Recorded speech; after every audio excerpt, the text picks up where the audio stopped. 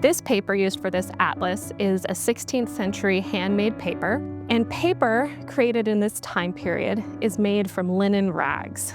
And paper pulp from linen rags is almost entirely cellulose. Cellulose is a molecule that's found in plants that's made of long chains of repeating sugar units. The longer the cellulose is, the stronger the paper will be. What acid will do when it gets into the paper is it will break those long chains of cellulose, resulting in shorter molecules and weaker paper.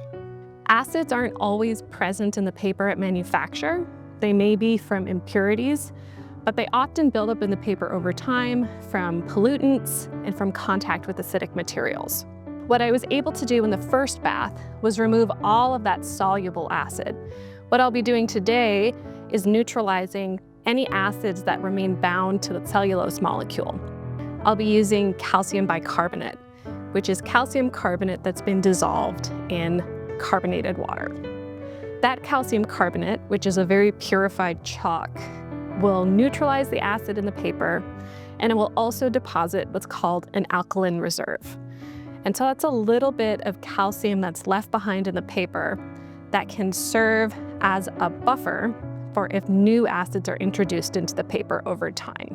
Now, if anyone has ever gotten a book wet or a piece of paper wet, you know how challenging it is to get those wrinkles out. That's called cockling. So what we do is we invert a screen on top of it to create a little bit of restraint and a bit of a microclimate to slow down that drying. The final step will be resizing the paper using gelatin.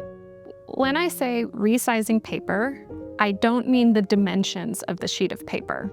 Sizing is a material that's added to the paper during manufacture that resists its ability to absorb liquids. So this is especially important for writing papers. You don't want to write with your ink and have the paper absorb that and have your ink line feather out. You want your ink to sit on the surface of the paper so that the line remains clean and legible. Traditional handmade European paper like this would have been sized with gelatin. For the enzyme treatment that we did previously, we had to use a hot treatment solution, which dissolved some of the gelatin out of the paper. So it was pretty necessary to re-establish that gelatin sizing by resizing it. Just as a comparison, this is a map that has undergone all of the washing treatment, and this is a map that has not yet been washed. So you can see just how much the color has changed. This is yellow and dingy, where this is much brighter. It not only looks better, it's also a lot safer to handle. We don't need a super stiff piece of paper. We also don't anticipate anyone using any writing inks on these papers in the future. What we do want is for this paper to be handled safely by researchers for a long time into the future.